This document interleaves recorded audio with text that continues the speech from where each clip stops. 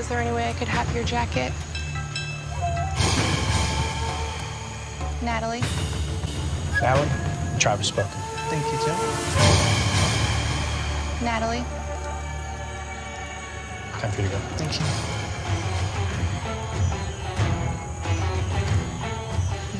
How sick are you of people asking you about jackets? I'll be so honest with you. It's not old yet. Like, it is so funny to me now. Like, it took a while because I think when it first aired, like, it took me a while to like digest it and accept it.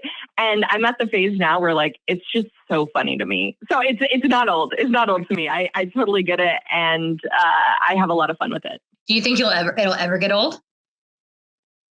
I don't think so. I think I have a pretty good sense of humor, and it's just such a ridiculous episode and moment that, like, I deserve it. Like, this is my karma. I need to be having random people ask me for my jacket and saying Natalie like a million times to me over and over again. Like, this is the cross I bear now.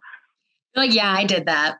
So, I mean, it was exactly. It was so funny, you know, and it's like one of the most replayed Survivor moments ever. So, thank you. No, so it's ridiculous. Like, so you probably know this from our previous conversation, but I have a 3 and 5 year old. Mm-hmm. And they've never seen David versus Goliath. We don't really watch TV, but I do need to prep them for 50 because we will be watching 50 together. And I did show them some clips the other day, like some highlights of me from the first time I played. And so now I basically have 2 little mockingbirds in my house who go, Natalie, Natalie. And because of the way genetics are, their voice sounds like me. I'm like, oh. I'm like, what did I do? What did I create? Why did I show them this clip? And then also a better question, like, why did I ask her so many times for her jacket? But no, literally my 5-year-old's like, why did you ask her so much, Mom? And I'm like, this is a good question. This is a great question. And then my other one's like, why didn't she give you her jacket? And then she's like, did you bring a jacket this time? And I'm like, these are the questions that people want to know. So yeah, my girls get it. They're in on it for sure. I love how they ask every question. Like, why did you ask that? Why didn't she give you her jacket? And did you bring one? That's great. I did notice your jacket that you brought to 50 is quite thin though. Did it keep you warm? Know, but it's got insulation. Okay. And let me tell you this, it was warm. I also had a cashmere sweater that I layered it with. So, you know, layers. Okay. But I will tell you, I could write a novel about my whole jacket saga. Okay. There's still more that hasn't even been revealed yet that I don't think I'm at liberty to say yet, but, maybe I can. No, I'll save it. I'll save it for a little bit, but there's more lore. I'll tell you, there's more lore. So ask me maybe on the red carpet if you're there. But I had to go back and forth with wardrobe for season 50 for what jacket I brought. So the one that I ended up with, the one that you saw, that was like literally after 40 links back and forth and like sending in like 10 different codes to them, trying to get something legit. And I started with a parka and they were like, absolutely not. Like, you're not. And I was like, oh, it's funny, right? Like, it's funny and they're like, no, we know why, but like, you can't bring a winter coat to Fiji. And I was like, but it's funny. But anyways, I didn't get the winter coat, but Genevieve brought a pea coat. Genevieve's coat was nice. Okay. Genevieve, she wool, Canadian. She had a turtleneck on. She was cozy. I was very impressed. 10 out of 10 Genevieve's jacket for sure. When I saw Genevieve's jacket, I was like, they let her bring that because of Angelina. Like, they want Angelina. Okay, wait, I have to tell you. I think I can tell you this because it's not spoilery at all. Okay. But I made a promise to my tribe. At the beginning, I told my tribe, I said, I will never ask any of you for any clothing. I will never ask any of you for any clothing. I told them at the beginning of 50. So we'll see if I held true to that or not. Okay. Did your the links you sent production for pitches for your coat, were they like decreasingly warm? Like, and they just said yes at the coldest one, like the thinnest jacket? No, I started really high, really thick, you know, waterproof, the whole 9, like New England, okay, like Antarctica. And then, we pared it down. We found something more reasonable, but it was a combination of like material and thickness, because we're not allowed, it's some insider information. We're not allowed to have anything waterproof. And they don't want anything that appears like too bulky. And so that's why they like wool. That's probably why Genevieve, they offered me to get something with wool, but I had a cashmere sweater, so I kind of had that covered. So I wanted something a little bit more insulating, which is what I ended up with. Yeah, we're getting we're getting deep in this jacket, you know? These are the details. I know. It's just so funny. And it's this episode, you know what I mean? So I know. I'll stop asking you jacket questions, but actually, no, I have it's okay. In hindsight, how do you think Jacket Gate helped or hurt you in 37? Jackets and eggs, and my gumption to try to create this plot to get a jacket for sure was the beginning of the end for me on David versus Goliath. I didn't see it at the time. I was too, I have a trait where I get really focused on something. I get really dead set on something, and it's both a blessing and a curse, because when I set my mind to something, I do it. But sometimes it's not always the right move or thing to do. And so that definitely was the beginning of the end for my, my public relations with my fellow castaways on 37. And they were like, oh, this girl's she's kind of unhinged a little bit. Like, what's going on? But I also think Mike kind of secretly loved it too. And he's even said in some interviews, like, I knew Angelina was going to be the star of the season. Like, I couldn't vote her out just purely from a director perspective. He's like, I knew we needed to keep her. So, and then I ended up on the White Lotus, ended up back on season 50. So it's like, it's funny because it obviously, it sunk my battleship for 37 and made it where it was like, I was pretty, unwinnable. And that came to fruition. Sorry, spoiler for anyone who hasn't watched 37. And then, but the other side of that coin is that it obviously made me memorable, made them call me back, and showed that it's like, I'm someone who I think I've really had fun with it since then. I really embraced it since then. And I think I have a really good sense of humor. So I feel like that helps me in a lot of ways. And it's also been very humbling, it's 8 years ago. And it's funny to see those moments, and like, it's all just learning. It's all just adventure. Right. And so I totally think it's hilarious. It still makes me laugh to watch it back. And I'm thankful for it, because I think if I hadn't done stuff like that, I don't think I would have been on 50. So, everything works out as it should. Yeah, absolutely. And Mike told me on set last year that he wanted to make like moves in 50 that would keep the season good, talking about just giving the season good plot, like he recognized in you in season 37. So did you do the same with 50? Did you have that same approach? Because I feel like all the returning players have a big investment in making sure the season is good. I definitely wanted the season to be entertaining and to be fun. And I think I bring a lot of that to the table.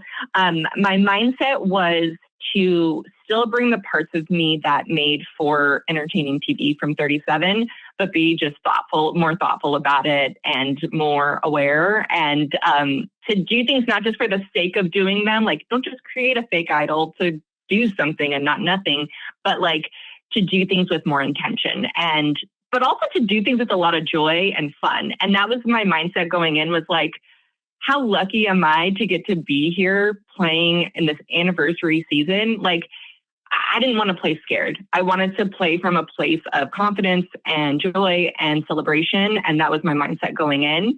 And I think I definitely did that. Yeah, for sure. And is there anyone in David Goliath that you think should have been on 50 who's not? Of course, we got you, Mike, and Christian, but anyone else?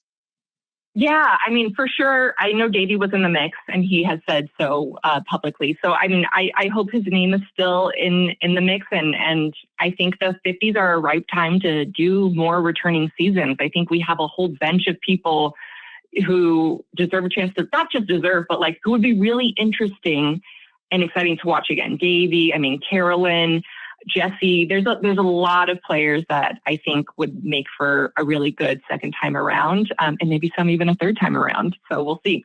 So you would come back, you think? Yes, I would play one more time, I think. I got one more in the tank. We'll see what happens. Yeah, I'd love to see what your third jacket would look like. Well, second, I guess, because you didn't have one the first time. Correct. Yes, that's right. Yeah, and I think too many people think you're just a character from 37. I know the jacket was like such a thing, but you like ran the first tribal council when Goliath went to tribal for the first time in the season, and you made it to the end. So you were a strong strategist and everything. Do you feel that people downplay your strategic skills since 37?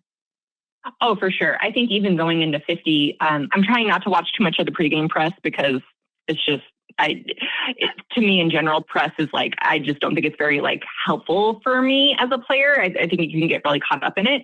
No offense to you at all. You guys do wonderful work, but I think for my own mental health, like I just kind of like take a back seat, but some of it has slipped through, and I can tell that there, like for the people who have never met me, there's certainly a perception that I'm much more chaotic and much more like what's the word? Thoughtless, or just like, I'm a very reasonable person, and I'm also very strategic and very kind. And I think that they don't see a lot of those things from 37. And so for people who have never met me, like Colby, for example, I know that he was like, that girl's chaotic. And it's like, but then hopefully when he met me in real life, hopefully that changed, but again, time will tell.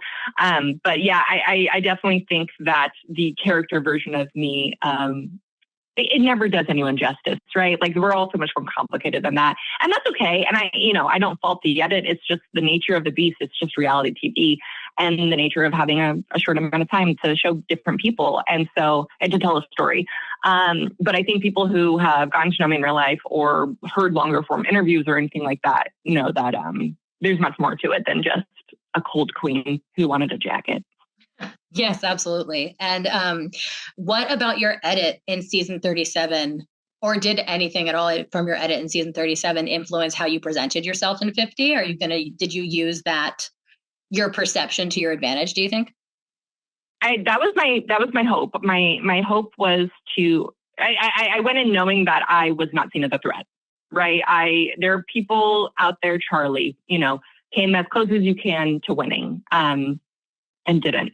And even, there were people coming in who had, even Mike, second place, got some votes, played a really strong game.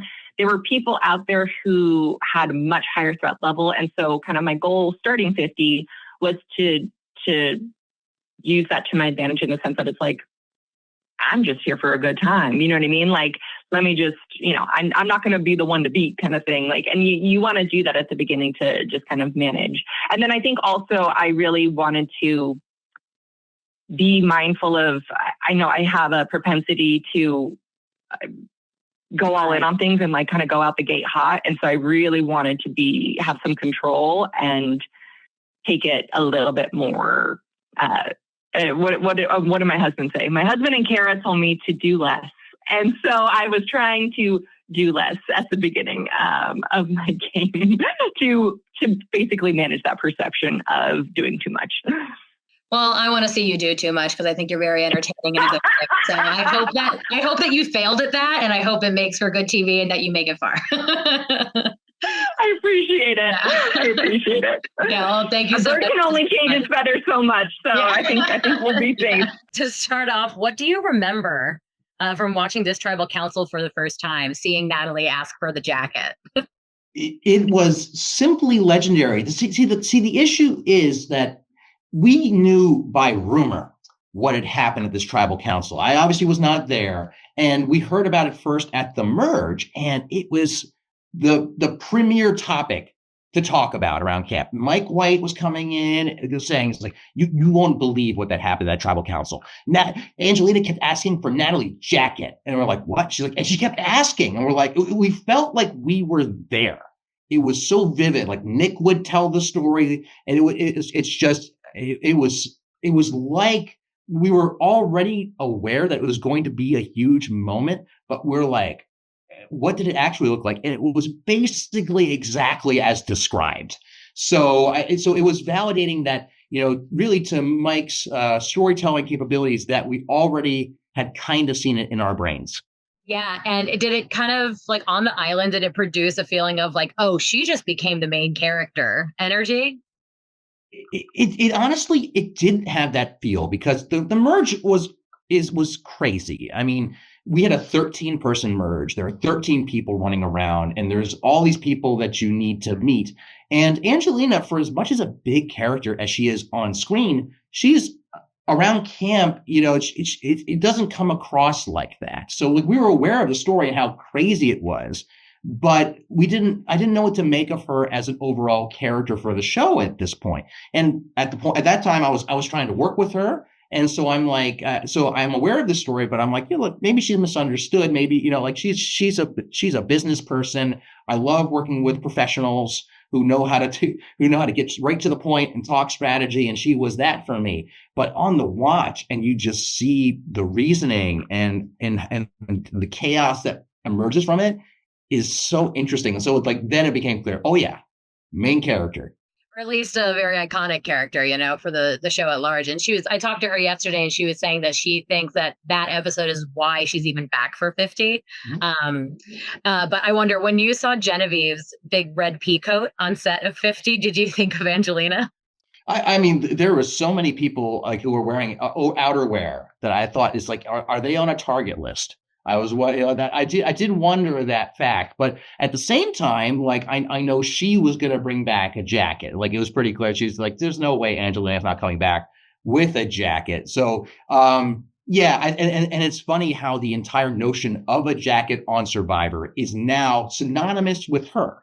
That's really the power of Angelina's ability and confidence in a moment. Like she can take something as mundane as a jacket on the show. It's not about split votes or like steal votes, like some game mechanic. It's just a thing that she wanted. And now it is indelibly part of the show's history. It's incredible. Yeah. And on set, you and I talked about how you want to like wield Mike White's power for narrative warfare in season 50. I wonder what from Angelina's skills you learned from and wanted to maybe create your own version of. She's got an incredible confidence about her. Like she thought that could work. Right. And I mean, and it might have, I didn't know the relationship between her and Natalie, the way it turned out was hilarious, but like, there's really an element of like, go for it. And it might work. In the worst case, it might be hilarious. There is something to be said like that in all the twists and turns I had with Angelina on that season, I have to give her so much credit in that she was, no matter whether she was left out of a vote or part of a vote or had an idol play on her, she would always come back the next day and have a new plan to move forward. That's a resilience that is admirable. And I've always thought that about her. And I would love to emulate that.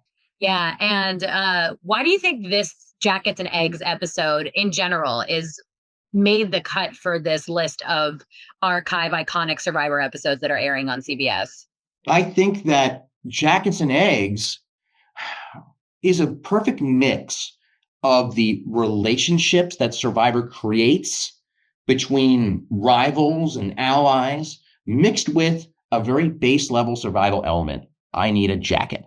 How do I get that jacket? It's the juxtaposition, because there was a higher level strategy to what she was doing. I am not going to vote for Natalie because then this will get me the jacket, right? So it is a perfect mix of high-minded strategic thinking and dang it, I'm cold. And it shows so much about their characters that like Angelina thinks this could work. And it's so funny just because Natalie is not going to give that jacket up to save her life. And that the butting heads of those characters and the reactions of everyone else at that tribal council said so much about these people. And learning about characters through events and conflict, that's great storytelling. And it's the essence of the unscripted genre. And we see it play out at that beautiful tribal council. Yeah, and even before that tribal council, though, there's a lot of really fun and crazy moments. Like there's that huge storm that production had to evacuate all of the players for. So what do you remember about that evacuation and where were you kept? Where did you go?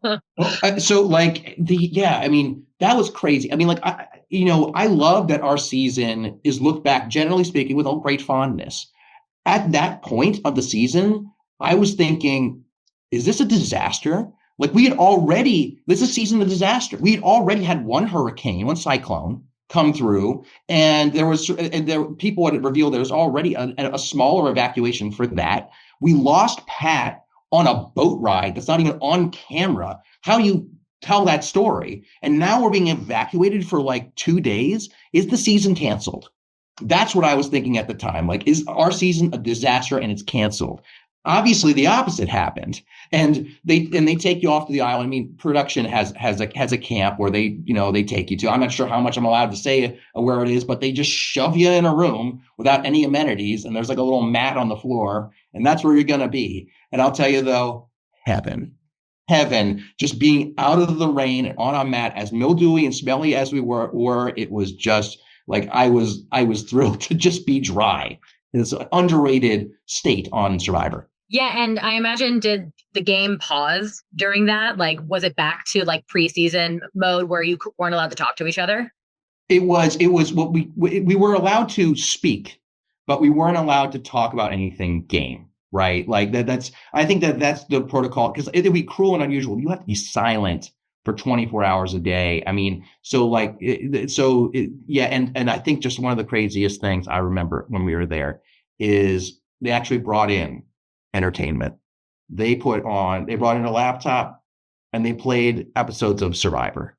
And I'll tell you, there was nothing more surreal than falling asleep to the television, playing Survivor. So you're dreaming about Survivor while you're evacuated on Survivor. It was a mind trip. I think that Dan was about to lose his mind in that little shelter. I mean, me sitting alone sitting in a room is not unusual for me. So I was fine for it, but I just can't get over how strange it was. You remember what episodes they played?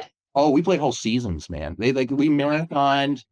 So we marathoned Second Chances, because Allison had seen every season except Survivor Second Chance, season 31. Allison also wanted to watch season 33, Millennials versus Gen X. She loved, I think, she loved some of those characters on that season. I kept trying to push for Heroes versus Villains, and I think that by the time we got to that season, it was time to leave. So I got a little bit of Heroes versus Villains, but there was some thought as don't play certain seasons, because we didn't want some of the players getting ideas for what to play in the game when based upon what they were seeing. It's like, let's not show them some of the tricky things. I mean, and I think the rumor also, like, I think that John Hennigan made a fake idol when he was in the bathroom there. But there's all kinds of wild, untold stories of David versus Goliath. But it's man, it's crazy. That's why it's funny to think of like the mental mind games and what's been going on between you guys being like, we can't talk about the game, but can I influence people with like the seasons of this show that I choose for us to watch? Or like, was there like a power struggle there? With like, why did you get to choose those episodes? Choose that. It was a microcosm of the political situation of the time, because this was a new swap tribe. I was swapped under a tribe of 5, and there were 3 former Goliaths and 2 former Davids. So I was in the minority with Gabby. So like those power dynamics were very real. So you think I was going to stand up for saying, I haven't watched Heroes versus Villains in a while. I would love to rewatch that. I'm not going to put my foot down on that. Allison's getting the shows that she wants, right? And Allison was lovely, to be clear, but there was no way I was going to put up any kind of fight. And so it was for that. So like the power dynamics extended beyond that, even though no game on quote unquote is happening. Yeah. And then to wrap up, what about your edit? Did your edit in season 37 influence how you portrayed yourself in season 50? Do you think it was like an accurate edit of you? Did you want to defy the perception, fall into it, even if it wasn't very true? What do you think? I really felt what they showed was largely me, during Survivor David versus Goliath, I was in the center of a lot of the action. So you got to see a lot of the story largely from my perspective. So like the things that I thought were important were largely shown because I was kind of there for those. But that's a different perspective than what a lot of people see. In terms of me personally, that is me. I